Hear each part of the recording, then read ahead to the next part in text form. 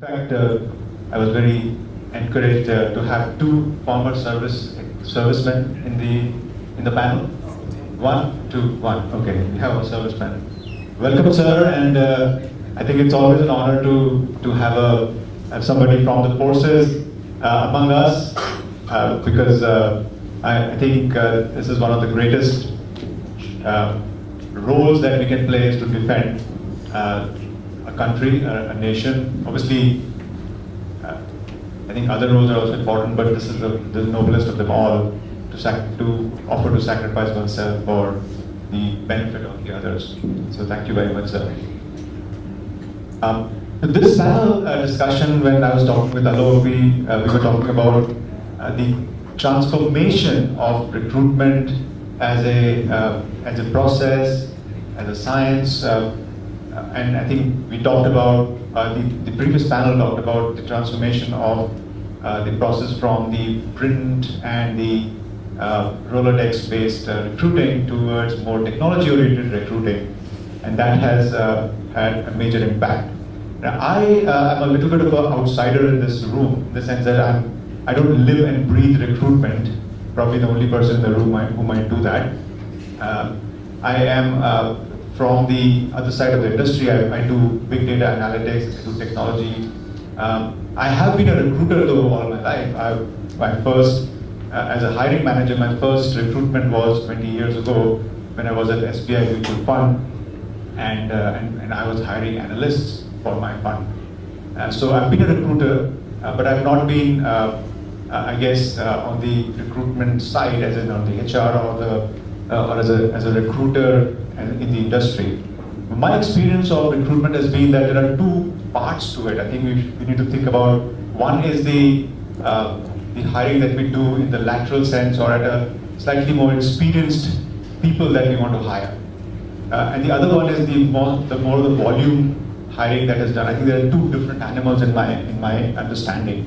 And partly because when we're doing, when I'm trying to hire, for example, when I was hiring at Dell for people who we would get into the BPO business, for example, as in voice processing or as in voice services, and we're looking at more skill-based hiring to say, does this person have a certain skill of, let's say, getting on a phone very quickly, or can they do selling on the phone, or can they do coding, for example? So we're looking at a more of the transactional end of the business.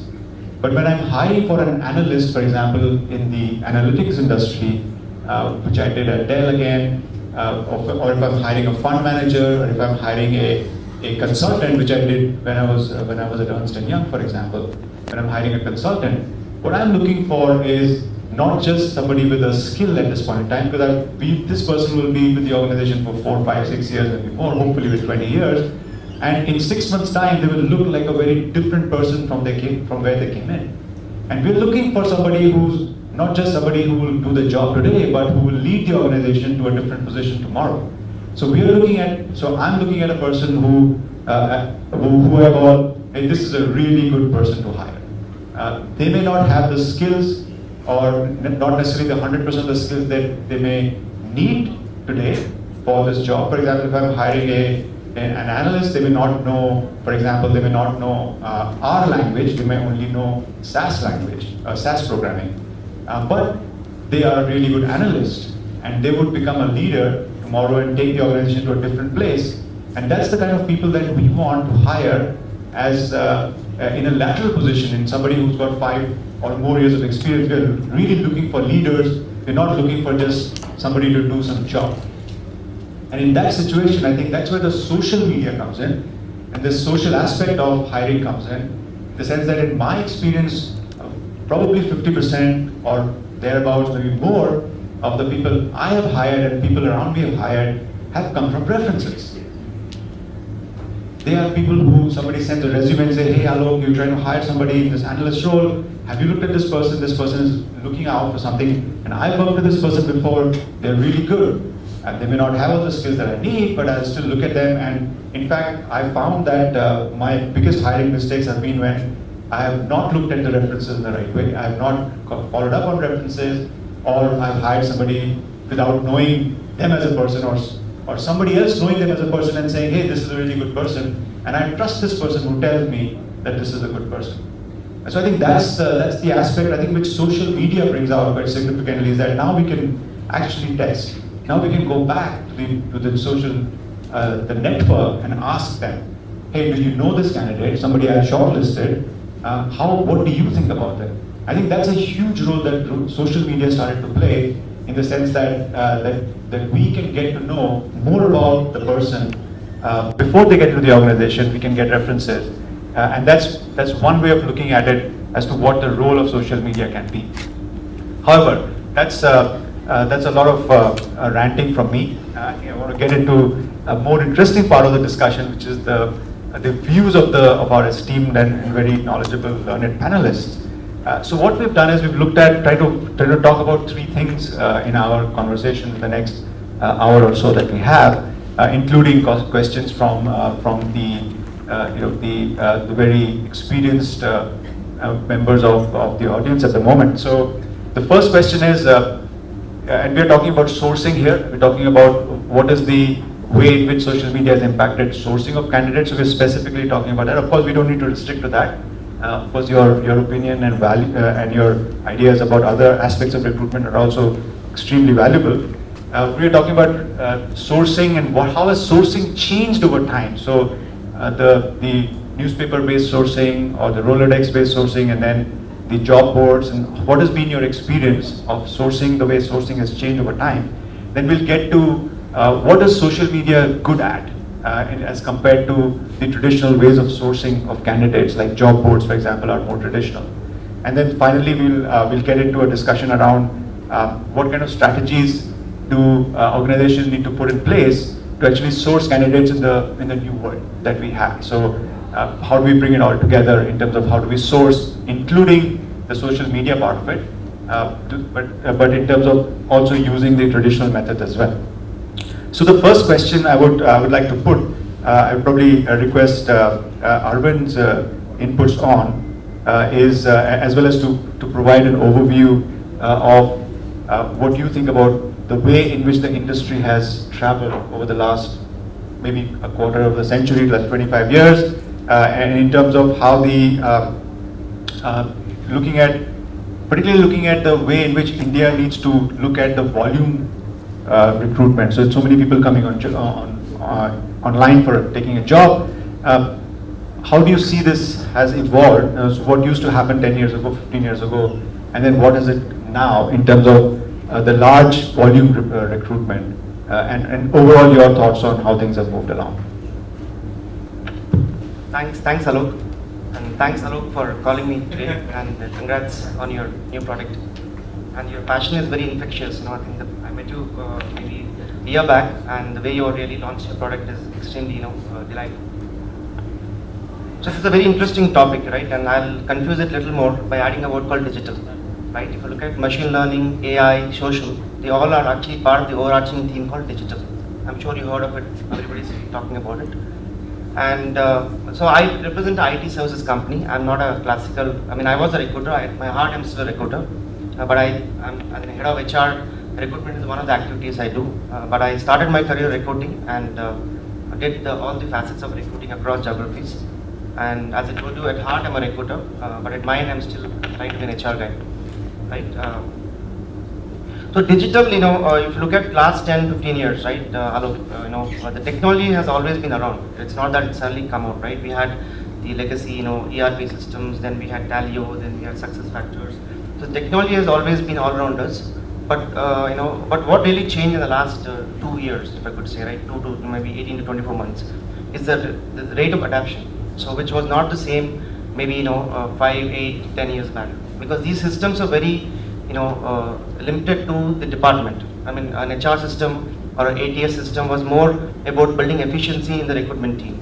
But today, in the last 18, 24 months, because of the advent of technology, be it mobile, be it social, be it digital, and the way the network connectivity has improved, it has become all pervasive.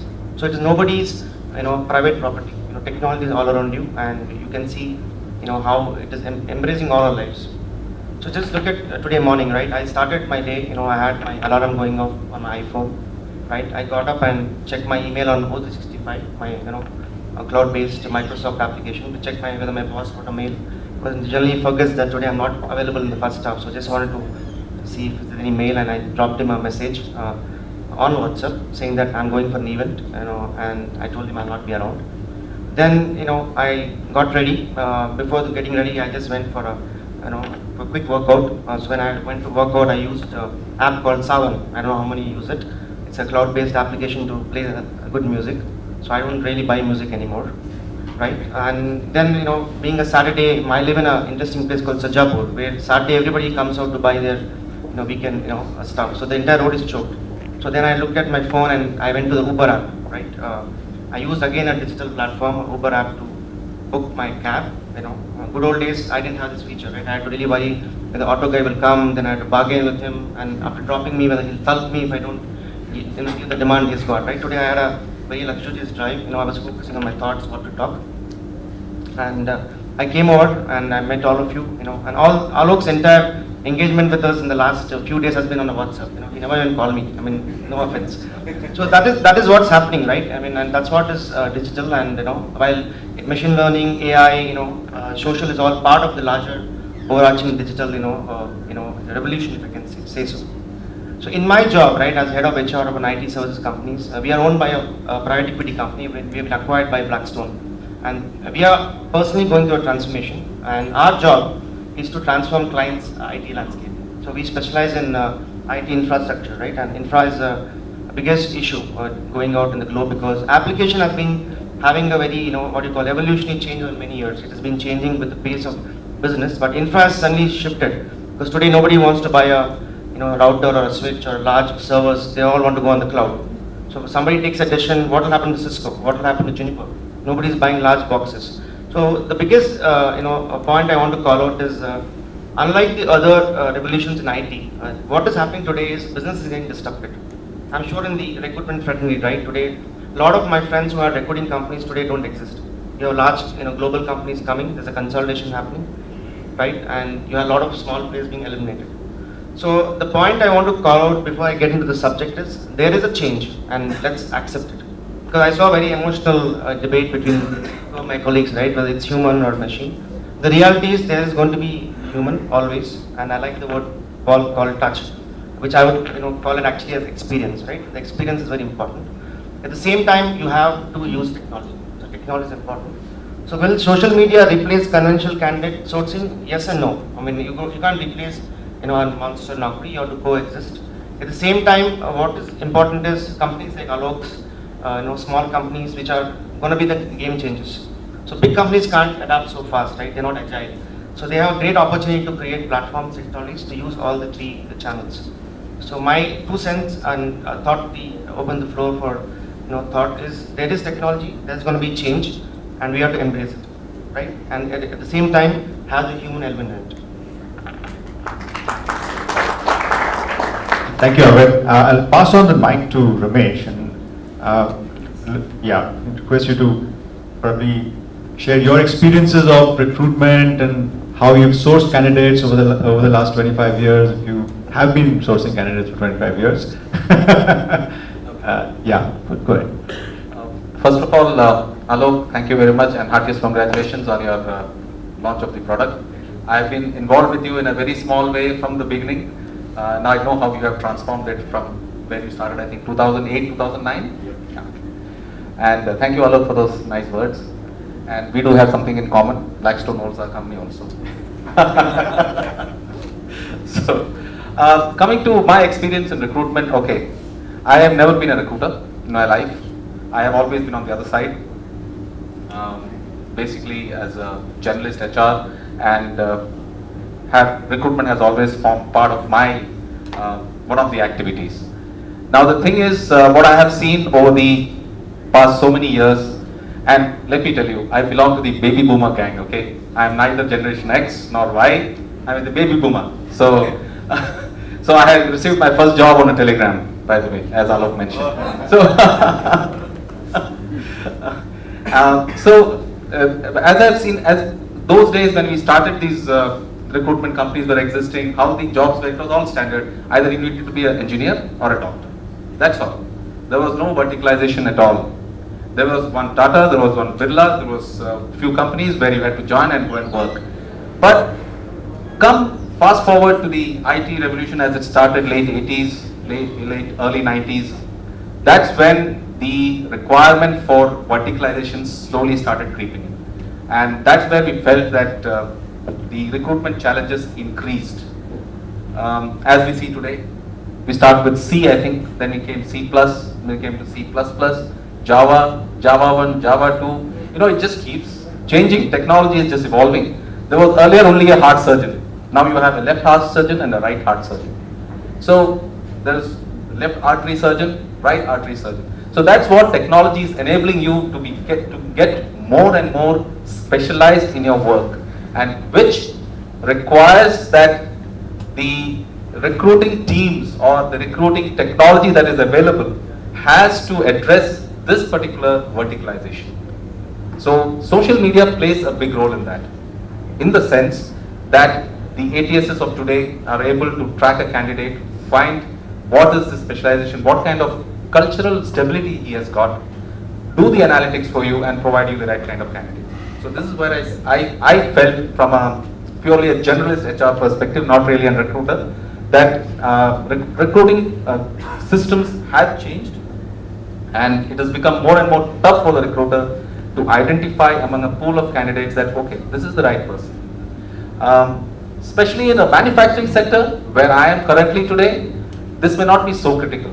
But I think there are in the IT or in the ITES or in the very professional fields like medical, I think this is very, very critical, where the specialized, verticalized recruitment is the norm of the day and may become more the norm of the day as we move forward. Are you able to share some thoughts around the sourcing? How do you see the sourcing of candidates happening? Where do you go look for candidates when you're trying to hire in your industry, for example? Where do we go? It is today, I would say, manufacturing, especially in India, many of the manufacturing companies are still a little more traditional, little behind the IT sector or the other sectors, because the manufacturing setup is still a very, very conservative setup, I would say. And like I'll tell you, my previous company, I was working with Mitsubishi. We wanted to get TalentRecruit in, but there was a technology challenge. Company was not ready to accept that technology, so it didn't just go through. You know, they still believed in this is as late as 2017, 16, I would say. They wanted to put a newspaper ad. I said, newspaper ad nowadays, who puts it? So that is where you know, I'm sure Paul has worked in Japan. He understands how things move so slowly in Japan. So it is not that the company was bad, but the embracing technology was very, very slow there. So that is where the challenge is, the manufacturing. So we do still go for a lot of traditional, but I would say my company today is a little ahead in the market, where we are going for a specialized ATS very similar to what TalentRecruit is, but may not be as good as it. But yes, we are moving that direction. Supposed to talk about volume and I missed that, right? So see, we do, I mean, as a company, you know, we are in end user computing and the infrastructure part, so there's a fair bit of attrition, you know, around 20-25%, and we've been acquiring a lot of new clients, so we do a fair bit of hiring of 4,500 people every year, right? So we have been using the traditional methods, right? And that's the reason when we started meeting Alok, we got excited with how do we use job aggregators, right? How do you use one platform that really looks at connecting across, you know, the various, sources. So today, most of the, ATS, have ability to engage with, your traditional sources, which is your Naukri, Monster, all the Indeed, etc. But what really is missing is how do we integrate everywhere? Because the challenge with this technology is, one, the generation is extremely distracted and on multiple platforms. So you need to have, and so that's why I said, I'm not averse to technology. I like technology, and I think it's a great opportunity for recruiting and HR professionals to create one unique platform where you can integrate all the multiple channels. So when I say social media, will it replace? It wouldn't. It would be it would assist, and or enable, because everybody looks at job at, in every site, right? So it's like saying, will Shadi.com replace, the Purohit? So Paul, this is an Indian joke. So Shadi.com is a matrimonial, website in India. So now in the last, when we got married, we never had, those options. It was just somebody we knew or, met in college, we married. But in the last 5-8 years, most of my colleagues, got married. When they're searching for a job or a candidate on Naukri, they also found their spouse on Shadi.com. So that doesn't replace, the role of the other people who are involved, right? So I think it's a great opportunity. The way I see it, it's a great opportunity, and that's where you have, companies like, TalentRecruit coming in to build job aggregators. So we use, the traditional conventional methods. We use, social media. We use Facebook. But that's more about enticing the talent. It's more about putting up, some communication out there and saying, hey, there's a great career opportunity. But eventually you have to have a platform that will enable the candidate to come into my, 8 years or whatever. Because as Paul said, touch and experience. I call it the candidate experience. So the technology can really enhance the experience. Because once you put up an ad or some kind of message in the social media, it's very important to react to it. You can't just have a candidate application coming in and not giving a feedback or not. So today the challenge we face is we have a lot of applications coming. We are using multiple channels, but we don't have a great mechanism to track them and have an integrated approach to manage the entire candidate database. That's very helpful. Thanks for sharing that. I think let me come over to Raghu. I think Raghu, your thoughts would be obviously very valuable, given that you also talk to multiple recruiting agencies and you have experiences much more beyond that as well. I also wanted to see if you could tell us a little bit about your thoughts on how would a candidate look at this scenario that is emerging today, that they are on Naukri. As a candidate, I'm on Naukri, I'm on LinkedIn, and people are looking at my Facebook profiles trying to figure out if I'm a freak or the right guy for this job. How is a candidate to think about this scenario? Great. Okay. Well, even before I answer that question, I will quickly sort of take you through the 4 distinct stages that I have seen in the recruiting world over the last whatever years. Of course, I have been recruiting for the last 15 years, so I was not in the magical era that Paul was in. Okay, so basically there was a pre-internet era where the essence of the recruiting offerings, right, or the recruiting agencies or recruiters was essentially hand-holding, counseling, taking through the candidate through a very intense experience of trust, technology which doesn't have a and human where face. How can we use that for the early stage recruiters were always looked at as advisors, as counselors, as somebody you can go to. In fact, I know a recruiter who's not recruiting anymore. He's been recruiting for the last 30-35 years. And most of the candidates that he spoke to for a job or for an opportunity landed up coming back to him for things like, I have an issue with my manager. I am not really sure if I'm going in the right direction. I'm not really sure if I'm taking the right steps and stuff like that. So this was a magical pre-internet era, right? This was one particular stage that we saw where the common denominator of all recruiting transactions were trust, comfort, and all of that, right? Then we had the onslaught of job boards.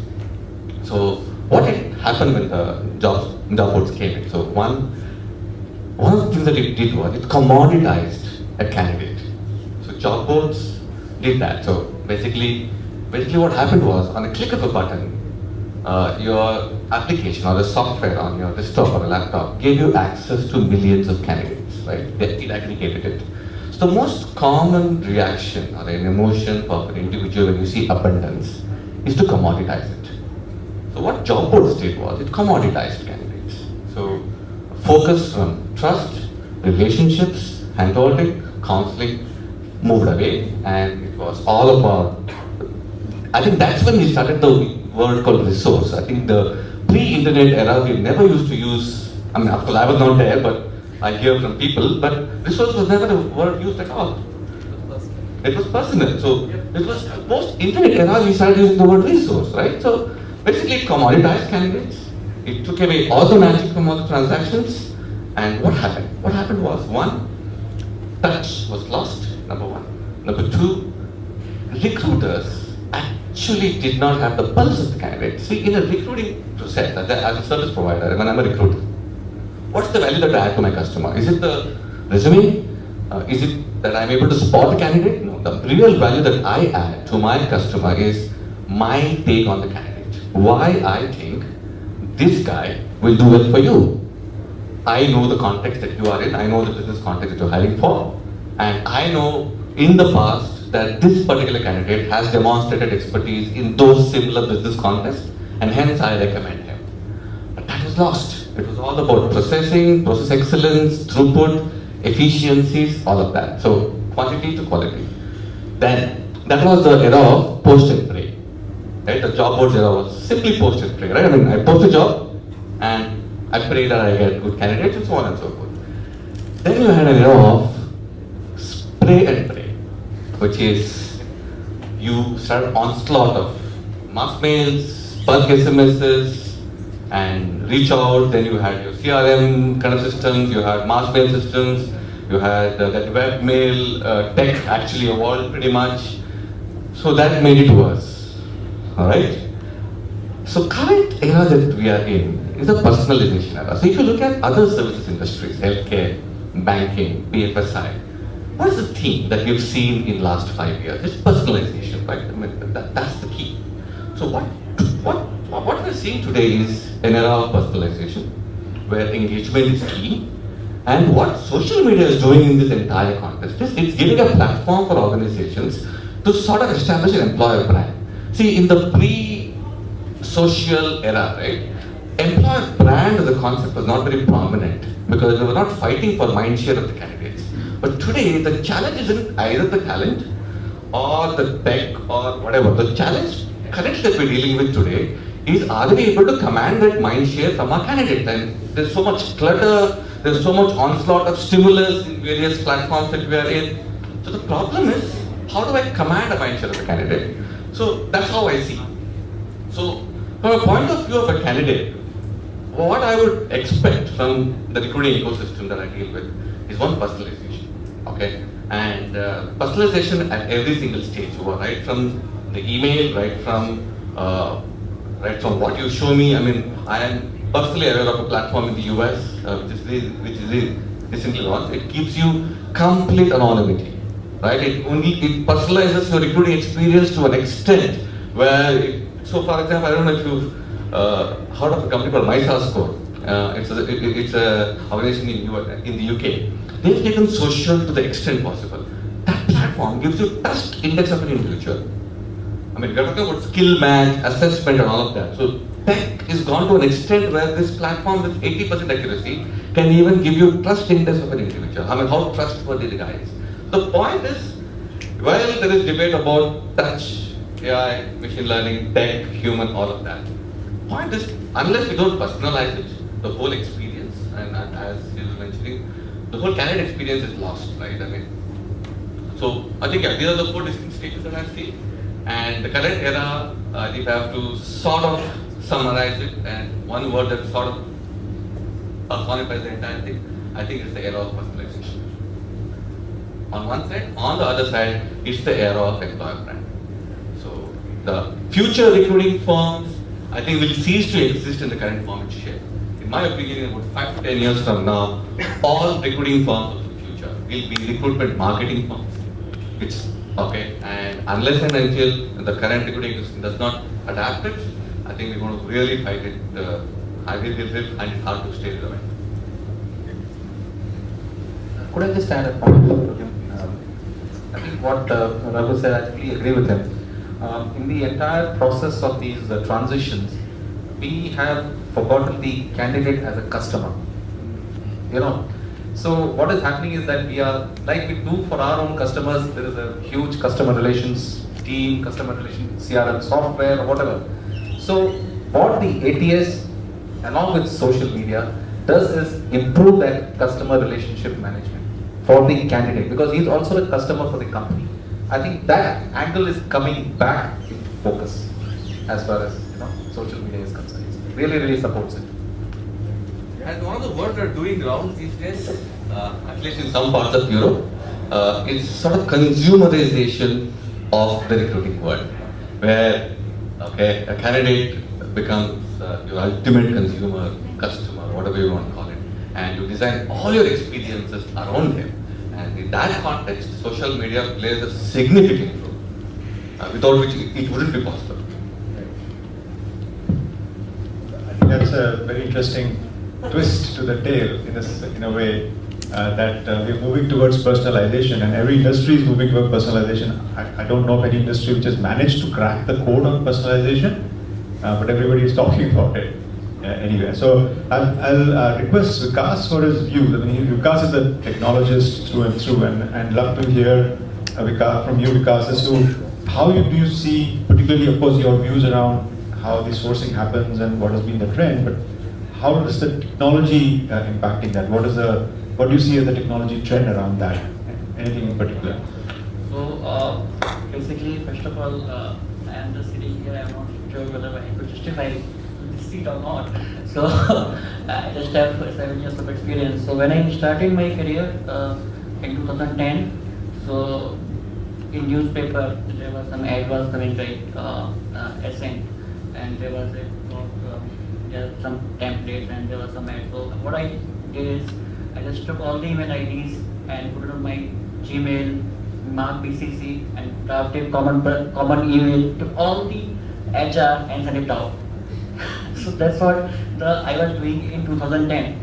2010, even the job board, I think was founded in late 90s, Naukri in 1995 and so, and Naukri in Monster and sometimes job, and then in I think 2003 and 2004 LinkedIn came in. So, and even Indeed came in. So in Naukri, Monster, time job, for candidate there are many options. Candidate has to go to each and every site, they have to visit every site, and then they have to log into the portal, they have to upload their resume, and they have to have to put all the skill set, and there's a lot of work for candidate also. So that's what Indeed came in, and Indeed there's a social platform where you can just search all the jobs at the common platform, all the sources from all the companies. For candidate, it's fine, but what about the recruiter? Because for recruiters, they have to post jobs on multiple websites and they have to look for, nowadays they are talking about social media, but is it really will solve the problem what we are seeing today? We are talking about quantity and quality, right? We just go to job boards and search for some keyword. Let's say if I'm hiring for .NET, right? So I will just put it ASP.NET, C#, SkillScaler, and MVC, and I will get a bulk of data on the portals, and I will just do a select all, and maybe I will do a mass mail. I will do a mass mail, and each and every whatever I selected, and based on some filters criteria like 6 to 7 years or some experience, I will just send out to emails to those candidates. But when they receive those emails, even I get hundreds of emails on daily basis. So what I do is I just select, I just do the form from some portal.com, and then I just hit if I am not interested in, because if reading each and every mail of hundreds of emails, if I am in my inbox, and then reading all the stuff is very difficult, because if I have a full stack developer, so I will get email for ASP.NET and maybe for DB developer for specific skill set, and sometimes for machine learning, sometimes for just a data scientist job. But as a full stack developer, I just need I need a full stack. I don't need a specific skill set or UI developer position or some XYZ skill set. So for candidate, it's a bit of if you are not able to reach out to the candidate who is not actively looking for change, then I don't think so we are able to justify with the ecosystem, with the recruitment ecosystem. So there's a need that we have to solve this problem with through technology. If we can figure out some way, nowadays employee referral program, when we say employee referral, we incentivize people to do some posting on their social media or maybe on their Facebook profile or page. They just do the posting and they just mention, okay, there is a XYZ need in my company, please forward the profile, and they just look at that email and they send it to the HR person. The HR person gets 100 a bunch of emails on a daily basis.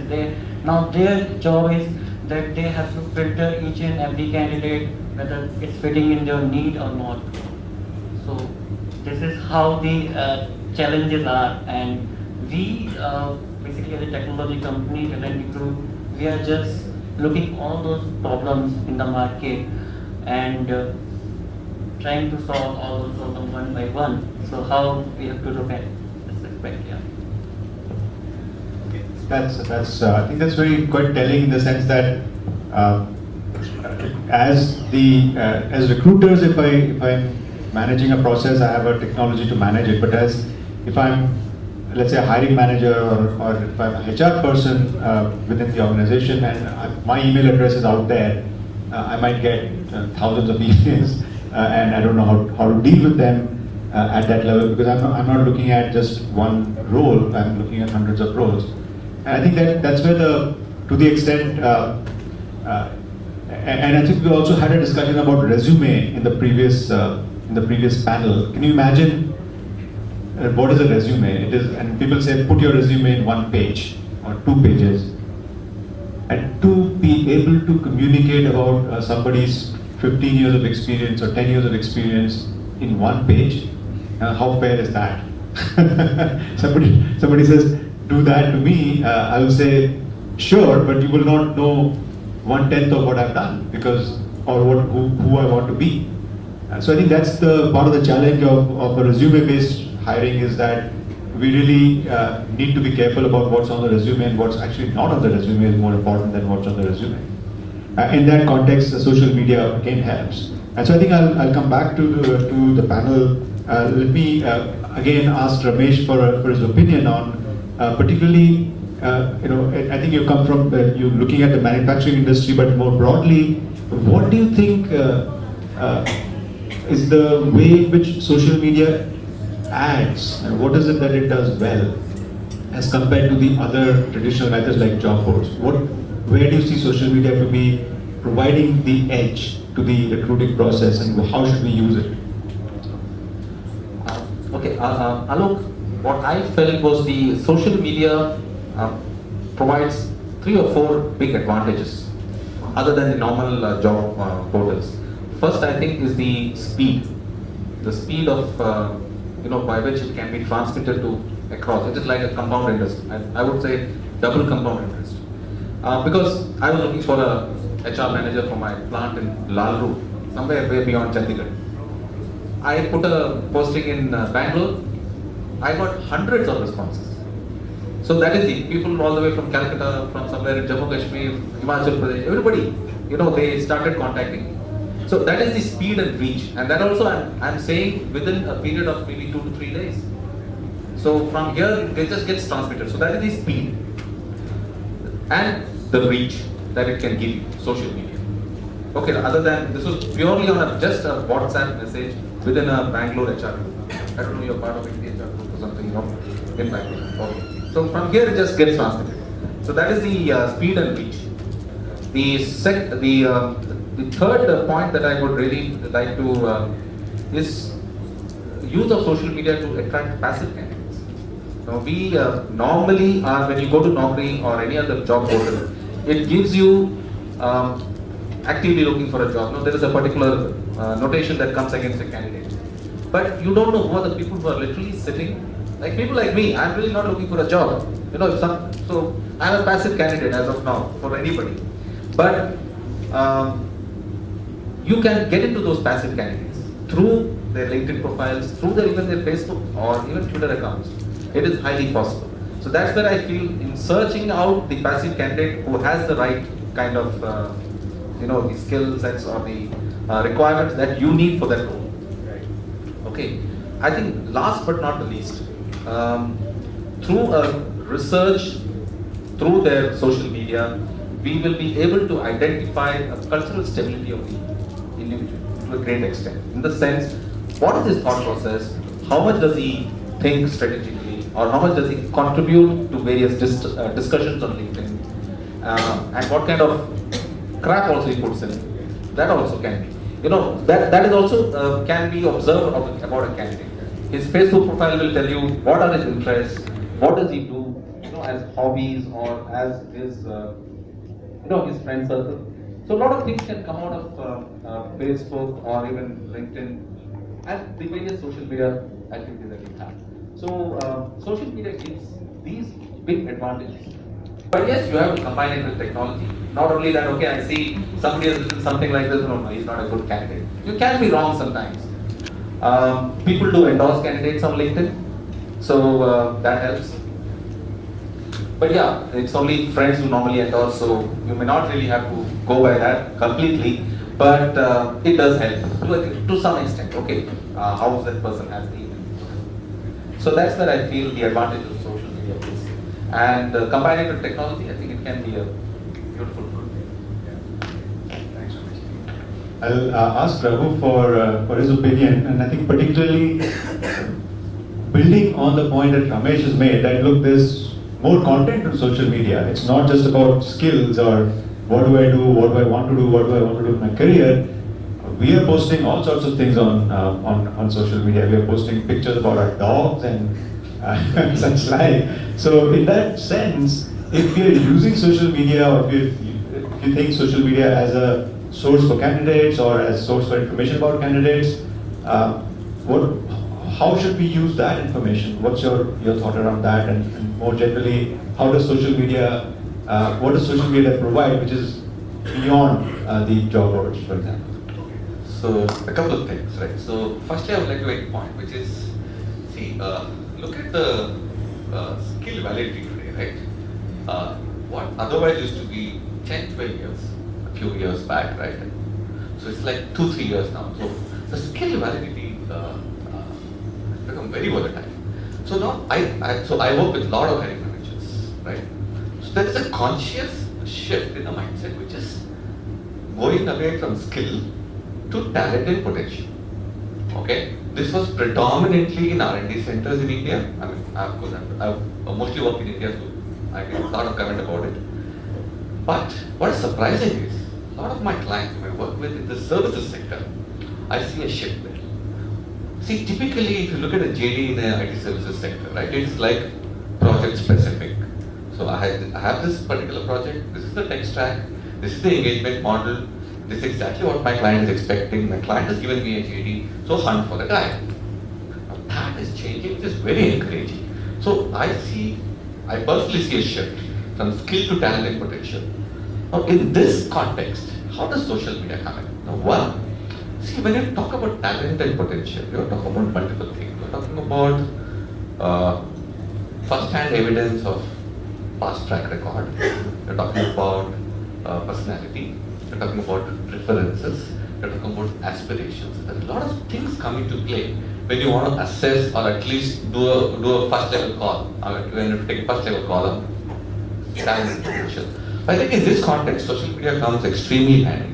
Whether you do tech or whether you do non-tech hiring, I think there's a lot of data out there in the social space which can help organizations, including agencies, hiring managers, take that call, right? In terms of, do I want to talk? Number one. Number two, culturally, we have been a just-in-time hiring country. We've never believed in forecast planning as far as hiring is concerned. Okay? In some pockets, yes, we build tools and we put an RMG in charge of it, and you know how beautifully that works, right? So the point is, the just-in-time culture is what I think is the root cause of all the recruiting problems that we have.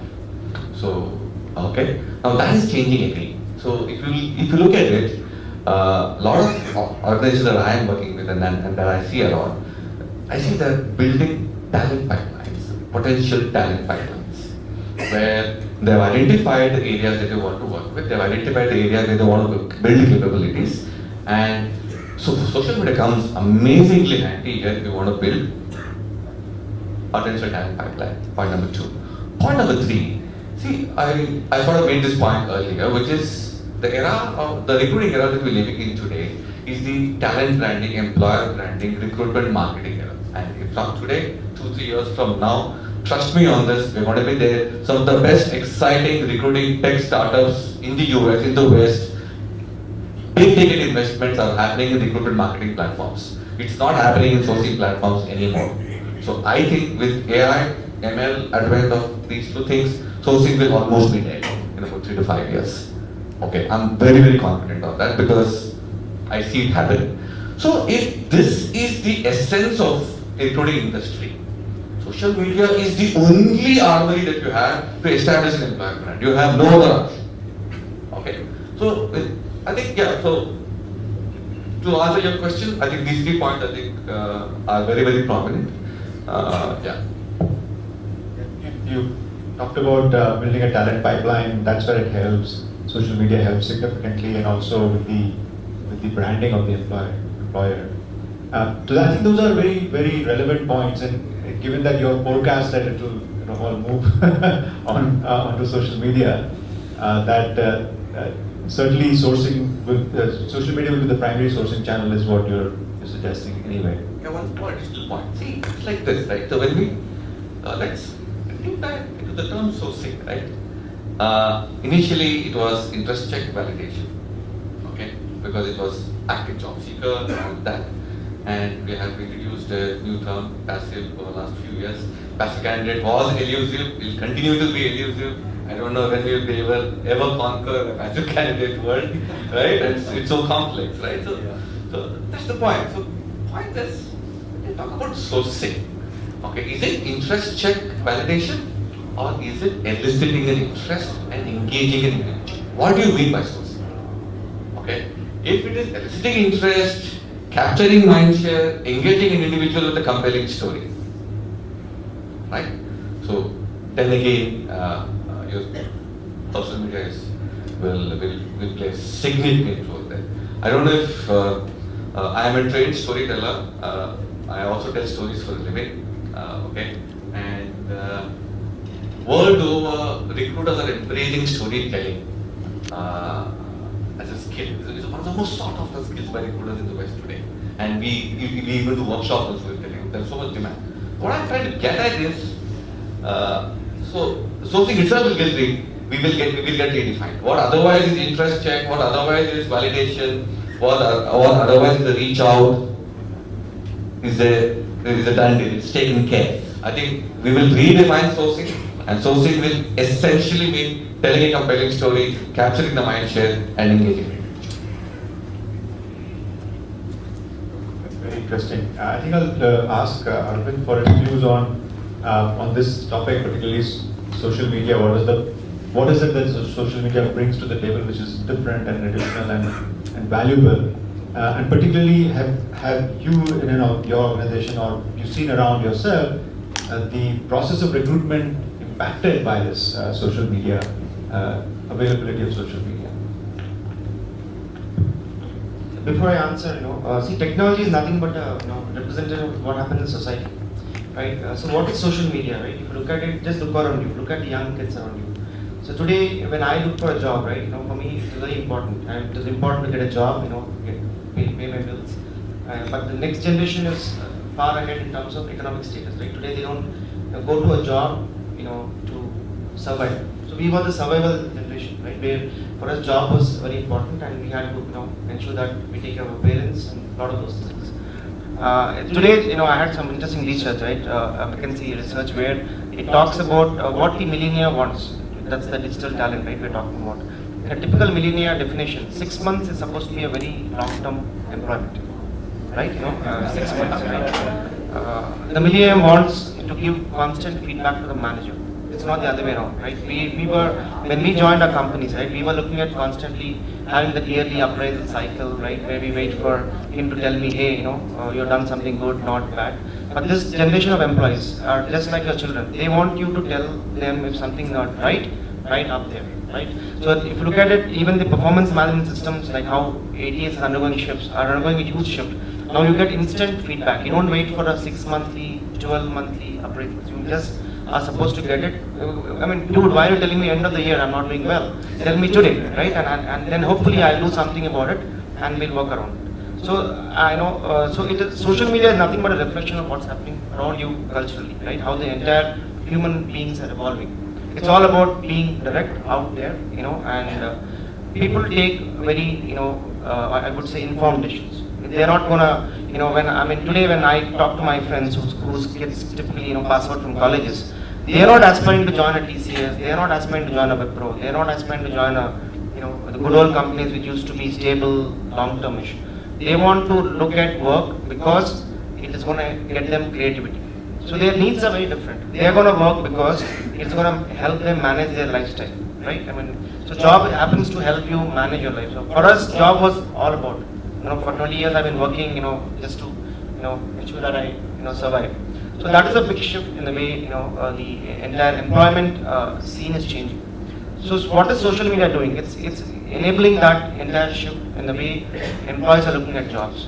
Today, when you go for a job interview, what happens first? The candidate checks your company profile on LinkedIn, right? Glassdoor, wherever he wants to. Yeah, and then my, assuming my recruiter sends, invite saying you have to meet, say, Arvind J, right? So he'll first do a LinkedIn research. So you'll get actually LinkedIn also gets your alert back to you, right? So the guy is very informed. So he's not coming here to say, so just to allude to what Raghunandan said, right? It's all about what kind of image, what kind of brand you build out there, and it's all for everybody. It's no more anybody's private information. It's all out there. And today people can also put a lot of posts out in the social media, right? And something goes wrong. And I mean, just to add to it, interestingly, yesterday the Karnataka government has approved IT unions in Karnataka, right? So that's going to be even more interesting. So can you lay off employees the way you're doing it? Can staffing companies just decide to take you off because the purchase order of your customer doesn't, allow you to have it in the company? So all the contract staffing companies, while there is a lot of data saying that there's going to be good business, right, are going to go through a lot of hell, because today you cannot take off a guy, because you have, just because your purchase order is going through. And it doesn't take me much time to put on my mobile phone while going back. The moment my boss calls me and says me I'm fired, from the reception, when I get into my car, I can just put a tweet or a WhatsApp or whatnot, right, into the social media. So it's very important, right, that we keep a very balanced view about how we manage our brand, how we manage our image, because the entire sourcing, as he was saying, right, is not just about searching. The search it's no more searching, because I mean, if you have great products like TalentRecruit coming in, right, the search becomes a transaction. So we are not paid to do transactions, right? The transactional value add is now going to be taken over by the machines or the automation. But what really, as my colleague said, right, it's all about the human ability also. How do you tell, he was saying storytelling is now becoming a big fad, right? How do you convince a candidate? Because candidate knows most about you, maybe more than you. Because you don't always go and research your company every day, right? I'm working in the same company, but he has more data points, more information, more analytics. So that comes to the other part of analytics, right? I think we have not talked about it. But when so much of social media is there, it's all about social analytics. So how do technology companies build analytics around it, right? How do you help the recruiter get a very, condensed, very smart resume, if you may say so. I mean, I'm sure one page, even I can't write a one-page resume, right? So, but the reality is, can this analytics give you a very sharp, very crisp, very condensed information, given the fact there's so much data around you? So the challenge is all about how do you leverage on social media, how do you leverage on the data all around you. At the same time, how do you use technology to get the right information into you and help organizations manage their recruiting process better. I'll come over to Vikas for a quick view on how do you see this technology being different between, let's say, the traditional job boards and LinkedIn and other social media. They're all being used for interchangeable purposes. So previously LinkedIn was or still is a social platform, but it is now becoming a job platform as well. So as a technologist, how do you see that Naukri or Monster as a technology platform different from these social platforms, and what impact does that have? So if you see job boards, right? So LinkedIn is kind of job board nowadays. Earlier when they started with a concept like professional networking site. It's still a professional networking site, I'm not denying the fact. But the people started posting their comments like, okay, hi everyone, we have an opportunity here, please go ahead and apply for it. So it's more a kind of, you are reaching to a bulk data, I mean bulk candidate data. So there is no difference nowadays between job boards and LinkedIn. Of course there is a difference, but if you see a bigger perspective of hiring for passive candidates, which generally we talk about the passive candidates. So if you think like you can target passive candidates for LinkedIn, I'm not sure whether you can target or not, because let's say if you have a LinkedIn profile and you go to LinkedIn profile maybe in a month or maybe bi-weekly or bi-monthly or maybe in 2 weeks or 3 weeks, but not every day, right? So we generally go to social media, like if I am a technical guy, I will move to my maybe Angular site, or maybe Stack Overflow for some discussion, or maybe I would be going to GitHub. So alone, a single site, I don't think a single site like LinkedIn or can solve the purpose of doing social or going social and hiring from social media. So there's a need where we can leverage that different tools out there over the internet. Let's say if I am hiring for BFSI, so I should be, I can go for job boards, of course. I can go for job boards, and I can look for again the simpler way, the traditional hiring pattern. So I think also wanted to see if you, given your experience of building technology products for recruitment industry, if you have to, let's say, integrate with Naukri versus integrate with another platform like LinkedIn or with Facebook, or how does it? Is there a difference? I mean, does Naukri make it easier to integrate versus a LinkedIn? Are you able to get more data from it? How, from a technology perspective, given that we are trying to actually extract a lot of data from these platforms and then do analytics on it and provide a picture of a candidate, are these platforms different, or are they all the same? Is one better than the other? What's your thought on that? I would say there's a technical challenge also when you go for integration. When you say like I want to integrate with some portals, there is a challenge. There is a challenge when you integrate with job portals, because they don't allow you to integrate with their platform directly. They don't allow ATs to basically integrate. So we need a different way for this. We need to collect all the social data. Why we need to connect to job boards? Why? There is no need nowadays, because if I see, we are all connected with social. I mean, daily basis we are doing Facebook, Twitter, and Meetup. There is a Meetup and different sites. So there are many sites which you can, different people in different segments use on a daily basis. So for me, if I am a hiring manager or maybe a recruiter, I have to go to different sites to reach out to the candidate. So integrating with a particular system, let's say Naukri or Monster or maybe some different portal, it won't be helpful, because at some point we have to aggregate the data. We have to build a technology where we can aggregate all the stuff from different portals. Let's say if let me take an example of a recruiter who is working on different segments, let's say AFSI or maybe non-IT position and IT position, and he is combinedly working for 20 or 30 companies. So he has to be skilled enough for each and every segment, first of all, to be a basic stuff, what is the their HR manager is looking for, and then he has to be, because there is a challenge with social media, because you have to be skilled first for social media. You can't be just go and, because let's say if I have to hire for a Java guy, I am a .NET guy, I have to first see, okay, how many sites are there for Java, and first of all to understand the site, okay, how it works, how to log in, and how to then search the candidate and all those stuff. Basically, you can't directly go and search a profiles in any sites. I mean, maybe it's a MSDN or Stack Overflow. You can just see a data. If you just go to Stack Overflow today, and if you just write ASP.NET or C# or something, you won't get the candidate data. You will get some post.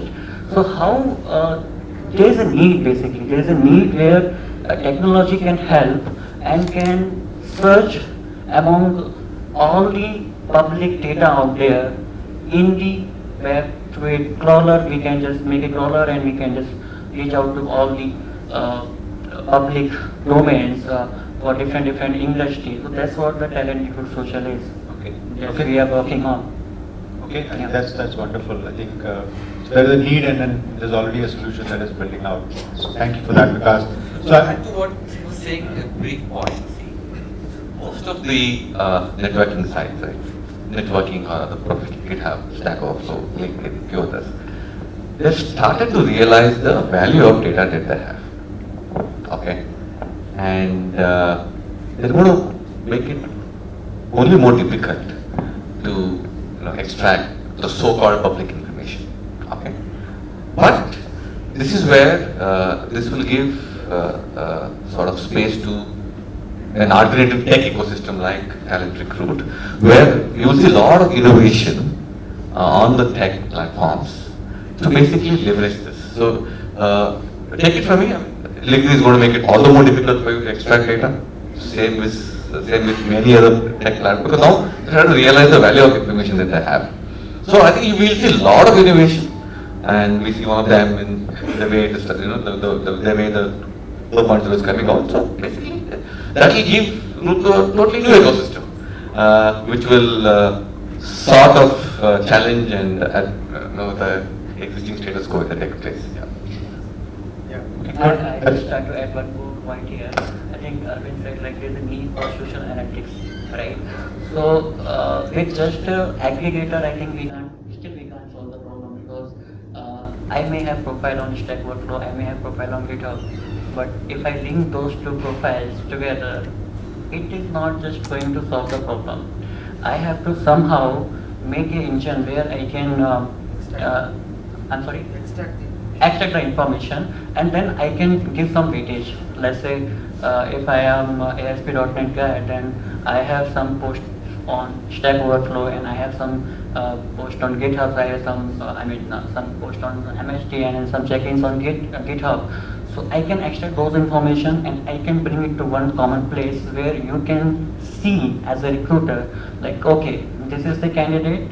I can, oh, he also on LinkedIn, he is also on Facebook, and Facebook you can just simulate the behavior whether he's talking about technology or not, and then we can have an engine like, okay, ASP.NET, he has posted these and his skill set. So at a common place you can do all that stuff, because let me just take an example of Make My Trip. If you just want to book a flight, you won't go to different portals, right? To SpiceJet or Indigo, you just go to Make My Trip or you go to book a flight. So similar way, there is a engine where you can do have a lot of stuff to reach out to passive candidate. I think that's where we can solve the problem. Okay, that's helpful. Thank you for that. I'll throw open the questions for the audience. So, are there any questions for our panelists? Okay. Yeah, I know. We are sitting in between in a very lovely, nice smelling lunch. Okay, please go ahead. If you can tell your name and then the question. Santosh, I'm from TalentRecruit, sir. So my question is to Arvind, sir. So you made a statement saying that the next generation of people who would take jobs would take jobs that suit their lifestyle. So my question is, would it directly impact the quality of work? When if I'm going to take something that suits my lifestyle, going ahead, will that also impact quality? I'm just talking about different industries in perspective. So just quoting something that you just said. So quality is relative, right? It's a relative and it's contextual. So I think that's a myth all of us have, especially, people, many of us, as Paul said in the room, are in the age of 35, 45, right? And while it's easy to talk in a panel, you have to adapt, you have to change. The reality is we have to adapt more than the next generation. So, if I look around, right, if I look at my team, I'll not talk about everybody, or even if I look at my son is, like a teenager, and I meet all of his classmates. So the value system is extremely different, while they appear very casual, they appear very, very disinterested. When it comes to productivity, when it comes to commitment, when it comes to honesty, I think they're far ahead of the current generation. So when I'm working for the quality of my life and I'm committing 3 hours in a day, it is a real commitment. Not like the traditional India is known to be a jugaad country, right? So normally when Indian commits, God bless you, right? My team member will say, sir, I'll give end of the day. The end of the day, then I ask which day? Is it today or tomorrow?